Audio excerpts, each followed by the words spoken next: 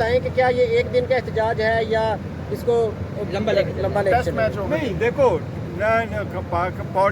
Political parties میں tax of 2020 والی چیزیں نہیں ہوتی. فی الحال ایک دن کا ہمارا ہے کہ 5 تاریخ کو جو ہماری ریلیز ہے وہ پورے ملک میں ریلیز ہوگی. آئندہ کالا عمل کیا ہوگا وہ ہم آپ لوگوں کے سامنے رہیں گے. 90s میں سے 3 آپ نے ریکاؤنٹنگ کرا کے آپ نے 3 کو فارغ کر دیا. پھر آپ میں اس میں سے 39 جو ہے 11 آپ ہم سے اس میں لے لیں گے, یہ ڈسکوالیفیکیشن میں کر لیں گے, اور اس کے بعد آپ نے 77 سیٹیں پہلے لے لی تھی. تو اس طرح سے 120 سیٹیں تو سیدھی آپ ہماری سیٹیں, اور یہ وہ سیٹیں ہیں جس پہ ہمارے مخالفین کہہ رہے ہیں کہ یس ریزرو سیٹیں ان کو ملنی چاہیے تھی. پھر آپ نے قومی اسمبلی میں بھی نہیں چھوڑا, آپ سینٹ میں بھی چلے گئے.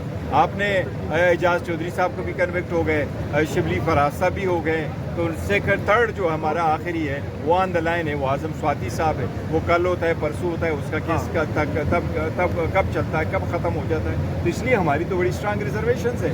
ایسی سرکمسٹانسز میں خان صاحب فیصلہ کریں گے کہ ہم نے آگے کیا کرنا ہے. سر بتائیں کہ کیا یہ ایک دن کا احتجاج ہے یا اس کو لمبا لے نہیں دیکھو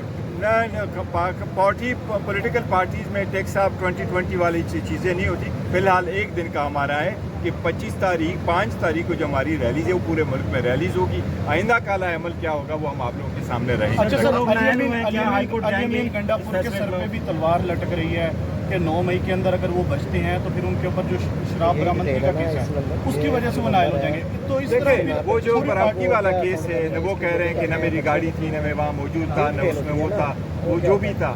لیکن دیکھیں ایک میٹر یہ ضرور ہے کہ اگر آپ اسی طرح سے پولیٹیکل لیڈرزوں کو ایسے دیں گے, کنوکٹ کرائیں گے, پوری دنیا میں یہی بھی ہوتا ہے کہ جن لوگوں کے پاس کرمنل کیسز شروع ہوئے ہوتے ہیں, یہ آئین میں بھی لکھا ہوا ہے, جن کے خلاف کرمنل کیسز شروع ہو چکے ہوتے ہیں ان لوگوں کے خلاف آپ امیونٹی دیتے ہو. ان کو اس وقت تک ٹرائل نہیں چلاتے جب تک ان کا ٹینیور پورا ہے. عوام کی آواز کی بڑی ہوتی ہے. یہ آئین کی ریکوائرمنٹ ہے, آئینی ریکوائرمنٹ ہے کہ جن لوگوں کے پاس یہ عہدے ہوں ان کے پاس امیونٹی ہو, ان کے کیسز نہ چلیں جب تک کہ ان کا وہ ٹینیور پورا نہ ہو. یہ دیکھو ہم نے اناؤنس کیا ہے, ہم ہائی کورٹ جائیں گے انشاءاللہ تعالیٰ, اور ہائی کورٹ میں ان کو چیلنج کریں گے.